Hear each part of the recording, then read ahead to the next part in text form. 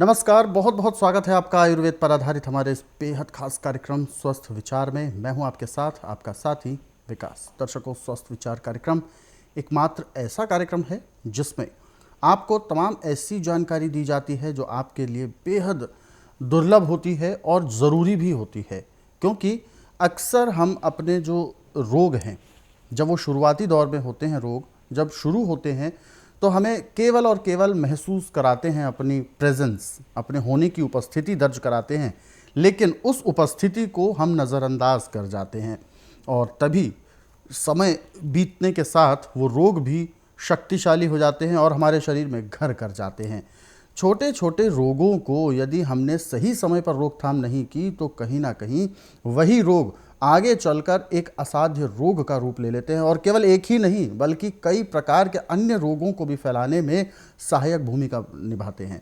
तो ये सब चीज़ें आपके साथ ना हो, इसलिए हम ये कार्यक्रम लेकर आते हैं और इस कार्यक्रम के माध्यम से आपके अंदर हम वो जागरूकता उत्पन्न करते हैं जिसके माध्यम से आप अपने आप को निरोगी रख सकें, क्योंकि निरोगी काया ही सर्वश्रेष्ठ एक धन होता है और ये हम सभी का मूल कर्तव्य है कि अपने आप को स्वस्थ रखना, तभी हम अपने परिवार को भी स्वस्थ और खुशहाल रख पाएंगे। और इन सभी विषयों में हमारा मार्गदर्शन करते हैं जाने माने आयुर्वेद के ज्ञाता गायत्री सिद्ध पंडित श्री लक्ष्मण दास रतन भारद्वाज जी।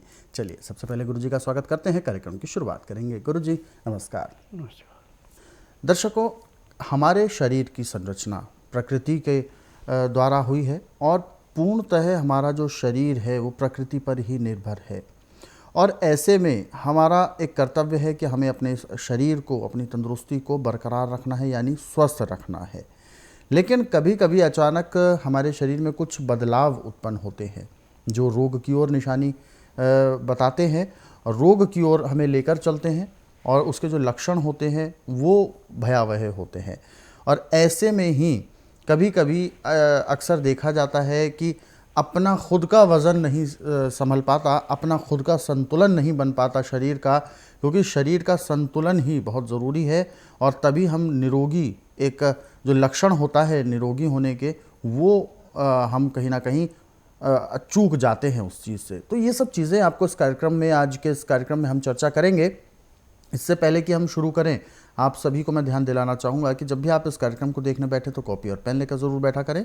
जो भी नुस्खे आपको बताए जाएं उनको आप लिख ज़रूर लें और यदि आपके साथ किसी भी प्रकार का रोग है, कोई भी शारीरिक कष्ट है, तो सीधे तौर पर आप इस कार्यक्रम से अभी जुड़ सकते हैं। फ़ोन उठाएं, हमें कॉल मिलाएं या आप हमें व्हाट्सएप के ज़रिए संदेश भेज सकते हैं। चलिए आगे बढ़ते हैं और शुरू करते हैं अपने नए विषय पर चर्चा।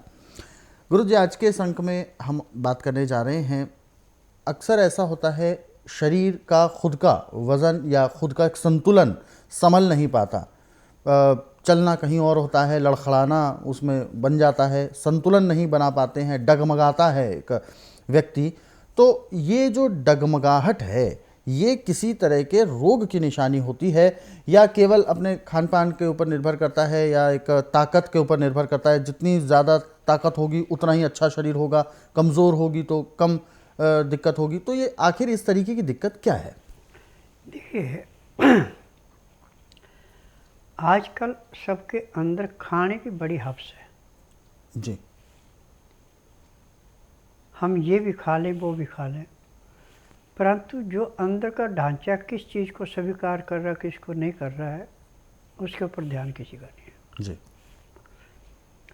और आजकल जो डॉक्टर हैं, प्रवक्ता हैं, योगी हैं, इन्होंने इस चीज़ को और भी बिगाड़ के रख दिया। क्योंकि ये कहते हैं कि खाना खाते समय पानी मत पियो। पानी पियो आप खाना खाने के घंटे डेढ़ घंटे बाद। यहाँ से जब आपका लीवर पूरा काम नहीं करेगा, उसको पानी नहीं मिलेगा और खाया पिया आपका पेट के अंदर जाके सड़ेगा, आपको कब्ज पैदा होगी, गुर्दे काम नहीं करेंगे, खून में क्लॉट बन जाते हैं, तो उसमें नसों के अंदर एक किस्म का बैलेंस बिगड़ जाता है और नसों में जो ताकत होनी चाहिए वो नहीं रहती। फिर आदमी को उठने बैठने में, चलने फिरने में परेशानी आती है। अब इस परेशानी को दूर करने के लिए आज तक कोई भी मैंने दवाई नहीं देखी, ना आयुर्वेद में, ना यूनानी में, ना होम्योपैथिक में, ना नेचुरल में। एलोपैथी को तो मैं मानता ही नहीं, क्योंकि तो बिजनेस है। और मेरे पास जब रोगी ऐसा हार करके आता तो मैं उससे एक ही बात कहता है, कितने डॉक्टरों को कर्जा दिया। फिर उसको बाद उसको बताया जाता है कि देखिए ये आपके लीवर का नुक्स है, और ये आपकी नाभि का नुक्स है, फलानी चीज़ का नुक्स है। यदि आप परहेज कर सकते हैं तो 15 दिन की दवाई दे रहे हैं, जो परहेज बाहर लिखे करें तो दवाई लो, परहेज नहीं होता तो दवाई नहीं लेना। जब रोगी परहेज करके दवाई लेता है तो पहले दिन जिस दिन वो आता है उसको 10 से 15% आराम मिल जाता है, और 15 दिन में उसको 50 से 60% आराम मिल जाता है। 1 महीने में पूर्ण रूप से स्वस्थ हो जाता है। तो ऐसे रोगी के लिए सोयाबीन 3 हिस्से, 1 हिस्सा चना, इसी आटे की रोटी देते, दूसरी नहीं देते। और आटे को पिसा करके पहले इनको धो लेते हैं, धोने के बाद सुखा के तब आटा पिसाते हैं। इस आटे के अंदर 50 ग्राम अजवाइन, 50 ग्राम अलसी, 100 ग्राम तिल भून करके मिलाते हैं। अब इसकी जो रोटी बनानी है उसमें मौसम के अनुसार गाजर है, मूली है, चुकंदर है, शलगम है, बंद गोभी है, कद्दू है, घिया है, परमल है, ये चीज़ें कद्दूकस करके उसमें आटे में मिलाई जाती हैं। फिर आटे के अंदर गाय का घी 5 से 10 ग्राम तक, 20 ग्राम तक भी आप डाल सकते हैं। उस आटे को अच्छी तरह गूंथ के उसकी रोटी बनाई जाती है। अब ये रोटी दी जाती है उसको दही के साथ। दही के अंदर काला नमक, काली मिर्च, जीरा, सौंठ, ये चीज़ें पीस के पाउडर बना के रख लेते हैं, और इसको उस दही में मिला के फिर रोटी को चूर के खाता है। और साथ में 2 गिलास वो पानी पीता है, लहसुन प्याज अदरक के रस वाला। तो हफ्ते में उसको कम से कम 25 से 30% आराम मिल जाता है, और 15 दिन में उसको 40 से 45% आराम मिल जाता है। 1.5-2 महीने में उसका शरीर ऐसे हो जाता है जैसे एक बांस बिल्कुल सीधा लठ भर का निकलता है ऊपर को, कहीं से झुकता नहीं। ऐसे शरीर के अंदर जान आती है। और अंगद की भांति जहाँ पाँव जमा दिया और उस पर वजन दे दिया, दूसरा आदमी उसको हिला नहीं सकता, इतनी इससे ताकत भी आती है। परंतु इसके साथ योग करना बड़ा जरूरी है, तब जाके काम करता है।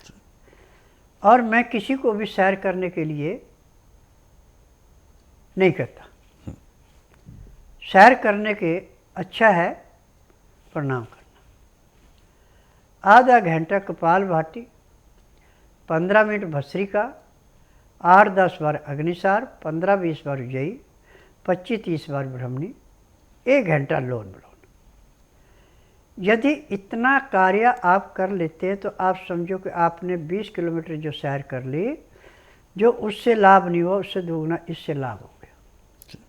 इसमें पैर के तलुए से सिर के बाल तक की सब नस नाड़ियाँ ऐसे साफ होगी जैसे कूड़े करकट के ढेर को माचिस की तिल्ली जला के समाप्त करती जगह साफ होती है, ऐसे नस नाड़ियाँ खुल गए। अब इसके बाद आपके पास टाइम है, 5-5, 10-10 मिनट आप मंडूकासन, पवनमुक्तासन, गौमुखासन, शवासन, सर्वांगासन, हलासन, शीर्षासन, इतनी क्रियाएं यदि आप कर लेते हैं और खाना हमेशा दिन का 12 बजे से पहले पहले, रात्रि का दिन अस्त होने से घंटा 1.5 घंटा पहले खाते हैं। खाना खाते समय 2 गिलास गर्म पानी, लहसुन प्याज अदरक का रस मिला के पीते हैं। खाना खाने में पानी पीने में 1 घंटे का समय लगाते हैं। खाना खाने के बाद 5 मिनट के लिए वज्रासन बैठते हैं। दिन का टाइम है तो 10 मिनट थोड़ा सा घूम करके 20 मिनट के लिए सब आसन लेटते हैं। 5 मिनट के लिए बाईं साइड करवट लेते हैं। 3 मिनट के लिए दाईं साइड करवट लेते हैं। उसके बाद उठ करके आपके शरीर में इतनी ताकत आ जाएगी जैसे आप 8 घंटे की पूर्ण निंद्रा सो के उठे हैं, शरीर फ्रेश ऐसे हो जाता है। परंतु शाम का खाना खाने के बाद 5 मिनट वज्रासन से उठ के आधा घंटा अब आपको सैर करनी पड़ेगी, ये जरूरी है। उसके बाद 1.5 घंटा फिर आपको विश्राम करना। उसमें चाहे धार्मिक किताबें पढ़े, चाहे धार्मिक सीरियल देखे, चाहे परिवार से रिश्तेदारी में आड़ पड़ोस में बातचीत करें। ठीक रात 9 बजे सोना पड़ेगा। सोते समय आप नाक के अंदर गाय का घी है आपके पास 100 ग्राम, तो उसमें 1 ग्राम असली केसर, 5 ग्राम उसमें हल्दी और 5 ग्राम उसमें सिंधा नमक डाल के धीमी आंच पे 1 किलो इतना उबालना है कि 800 ग्राम रह जाए। अब उसको नीचे उतार के जब हल्का गर्म रह जाए तो कपड़े से छान करके फिर उसको ड्रॉपरों में भर लें। अब रात को सोते समय एक ड्रॉपर में कम से कम 50 ग्राम घी आना चाहिए। ऐसे ड्रॉपर होने चाहिए। पहले गर्म पानी में रखें, वो पिघल जाए। उसमें से पिघलने के बाद 3 बूंद तो यहाँ पे सुंडी पे डाल के मालिश कर लें और आधी शीशी बाईं साइड आधी दाईं साइड नाक में डाल के और लंबा सांस खींचें। जब डालें तो अंदर जाएगा, तो पैर के तलुए से सिर के बाल तक की सब नस नाड़ियों को ऐसे झंझोर देगा जैसे तेज तूफान आने पे पेड़ पौधे भी उखड़ जाते हैं। ऐसे जो भी किसी किस्म का कीटाणु किसी नस के अंदर ब्लॉकिंग वो फट जाती है। और इसके बाद आपको नींद ऐसी आएगी 6 घंटे जैसे एक कसाई जानवर को काट के लुटा देता है, वो हिलना जुलना बंद होता है। ऐसे किसी किसी को तो एक ही साइड में सोए सोए रात बीत जाती है, परंतु थकावट नहीं होती। सुबह जब उठेंगे तो आप बिल्कुल फ्रेश होकर उठेंगे। पहले आपका पेट साफ होगा, फिर बाथरूम आएगा। उसके बाद दातन कूड़ा करके फिर आप आधा घंटा कपालभाति, 15 मिनट भस्त्रिका, 8-10 बार अग्निसार, 15-20 बार उज्जयी, 25-30 बार ब्रह्मणी, 1 घंटा लोन विलोन करना अति आवश्यक है। यदि आपके पास टाइम है तो फिर आप मंडूकासन, पवन मुक्तासन, गौमुखासन, शवासन, सर्वांगासन, हलासन, शीर्षासन 2-2, 4-4 मिनट जितना आप कर सकते कर लें। अब मैं दावे से कह सकता हूँ कि आपको आखिरी सांस तक किसी डॉक्टर हकीम के पास जाने की ज़रूरत नहीं पड़ेगी, ना ही आपको कोई रोग होगा। हाँ, यदि आप मीट, अंडा, मछली, शराब कोई नशा करते हैं तो आपको दोबारा जिस स्टेज से वापस आए थे उसमें दोबारा जाना पड़ेगा। जी। मेरा नाम राजेश कुमार है। मैं फरीदाबाद से आया हूँ। मुझे 6 साल से एंकोलाइजिंग स्पॉन्डिलाइटिस डॉक्टर ने बताया हुआ था। उसका ट्रीटमेंट मैंने बॉम्बे से, दिल्ली से, फरीदाबाद से बनारस से, कई जगह से लिया, लेकिन कोई आराम नहीं हुआ। मेरे शरीर की अकड़न जकड़न बहुत ज़्यादा बढ़ गई थी।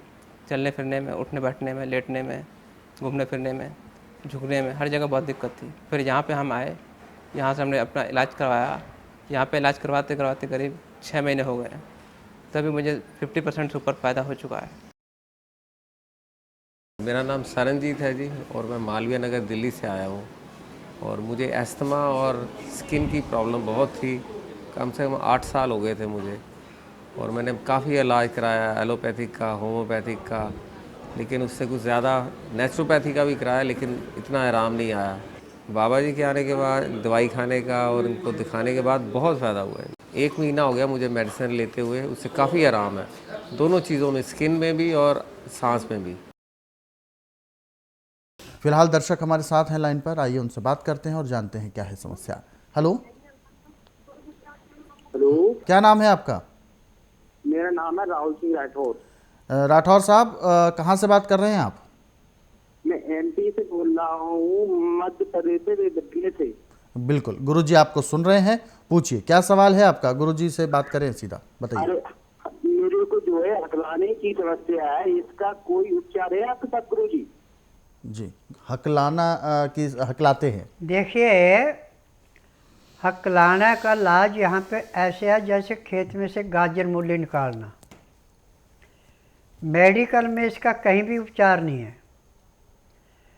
यदि आप हकलाने वाले को बुधवार छोड़कर गुरुवार से लेके मंगलवार के बीच में मेरे आश्रम में लाते हैं, जिस दिन लाना उस दिन रात्रि 10 बजे तक खिला पिला के, दातन कूड़ा करा के, बड़ी इलायची मुंह में चूसने के लिए दे दें। सुबह 9 से 10 के अंदर उसका नामकरण कराना। 10 से 12 मैं नाड़ी परीक्षण करूँगा। नाड़ी परीक्षण में पैर के तलुओं से सिर के बाल तक की MRI, CT scan, x-ray, ultrasound, ECG, sonography, सब कुछ 5 सेकंड में हो जाएंगे। उसमें जो भी कमियां शरीर में पाई जाएंगी वो दवाइयाँ दी जाएंगी। दवाइयाँ खाने की हैं, पीने की हैं, मालिश करने के तेल है, आँख में नाक में डालने की दवाइयाँ हैं। और एक दवाई है जिसके 4 चम्मच आपने सुबह लेने, 4 दोपहर को, 4 शाम को। ऊपर से गाय का दूध या बकरी का दूध या सोयाबीन का दूध पीना है, आर्टिफिशियल दूध नहीं पीना, भैंस का दूध नहीं पीना। तो 15 दिन में उसके हकलाने में कम से कम 25 से 30% का परिवर्तन आएगा। 1.5-2 महीने में उसका हकलाना बिल्कुल बंद होगा। जैसे आम आदमी बोलता है ऐसे बोलेगा। बिल्कुल, तो ये समस्या आपकी बिल्कुल ठीक होगी, लेकिन इसके लिए आपको एक बार स्वस्थ विचार आश्रम आना है। अधिक जानकारी के लिए आप हेल्पलाइन नंबर पर कॉल भी कर सकते हैं, नंबर आपकी टीवी स्क्रीन पर है। आगे बढ़ते हैं कार्यक्रम में, और जो दर्शकों ने हमें संदेश भेजे हुए हैं उन पर हम आगे सवाल करते हैं। गुरुजी, एक सवाल हमें भेजा है, अरविंद जी हैं, अरविंद कोठारी, और इन्होंने अपना सवाल भेजा है कि इनके साथ प्रॉब्लम है कि क्योंकि कार्यक्रम देख रहे हैं, बहुत अच्छा लगता है, और इन्होंने अपना सवाल भेजा है इसी से संबंधित कि कभी कभी इनके पैरों में एक अजीब तरीके की झंझनाहट होती है, जिस वजह से पता नहीं चलता कि कब इनका पैर सुन्न हो गया है, और जैसे ही ये पैर को ज़मीन पर रखते हैं उसमें जान नहीं होती है और वो गिर जाते हैं। तो ये कब उनके साथ हो जाए कुछ नहीं पता। अभी जो मैंने आपको सीरियल दिखाया, ये इसी बीमारी के लक्षण हैं। आपके खून का दौरा पूरा नहीं है, और खून का दौरा जिस अंग का रुक जाता है, वो जैसे आदमी निद्रावस्था में होता है ऐसे वो स्थान निद्रावस्था में होता है। फिर पाँव रखना कहीं रखा जाता है कहीं, परंतु उसमें भी वजन पूरा नहीं लेता जी।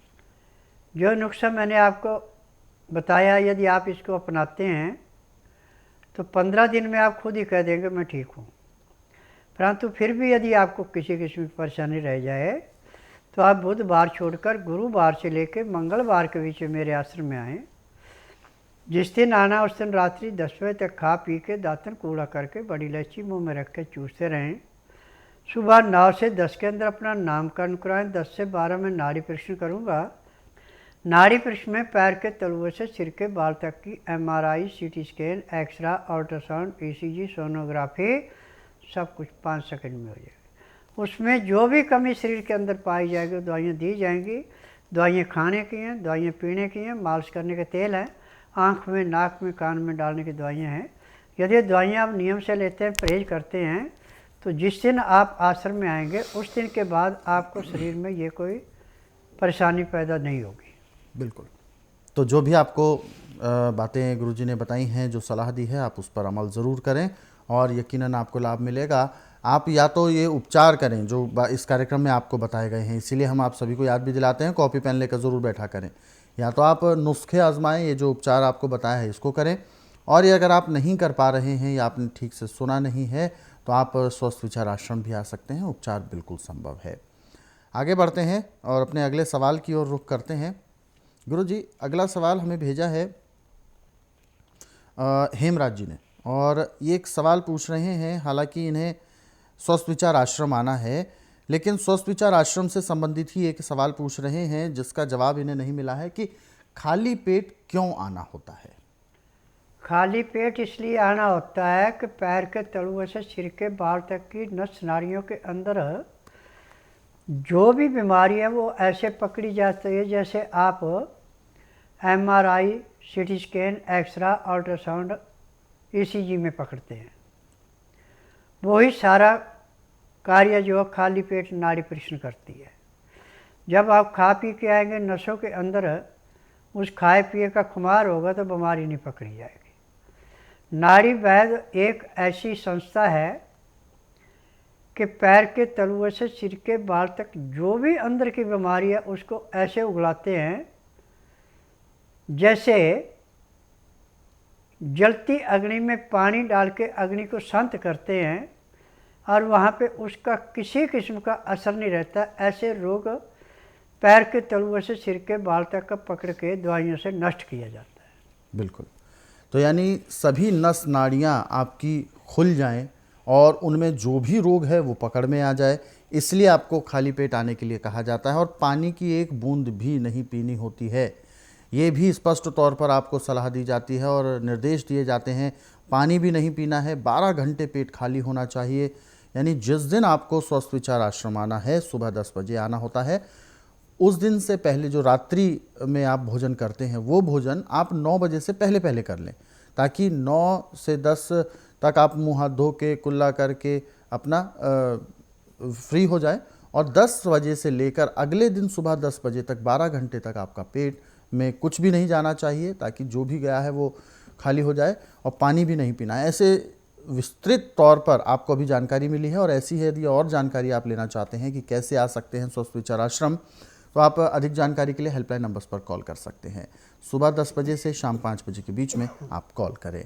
और दर्शकों, इस कार्यक्रम में जो नुस्खे, जो उपचार आपको बताए जाते हैं, या इन कार्यक्रमों को आप अपने सरल सुविधाजनक समय पर देखना चाहते हैं तो यूट्यूब के जरिए देख सकते हैं। हमारा यूट्यूब चैनल स्वस्थ विचार सेहत की बात, इस यूट्यूब चैनल को आप सर्च करें, सब्सक्राइब करें और इन कार्यक्रमों को ज़रूरतमंदों तक शेयर ज़रूर करें। फिलहाल वक्त इशारा कर रहा है विराम देने का। गुरुजी, आप हमारे स्टूडियो में आए, कीमती मार्गदर्शन दिया, आपका बहुत बहुत धन्यवाद। नमस्कार। दर्शकों, आज के इस विशेष कार्यक्रम में बस इतना ही। आप सभी लोग स्वस्थ रहें, निरोगी रहें, इन्हीं शुभकामनाओं के साथ हम आपसे लेंगे इजाज़त। अगले अंक में आपसे फिर होगी मुलाकात एक नए विषय के साथ। तब तक के लिए मुझे दीजिए आज्ञा। नमस्कार।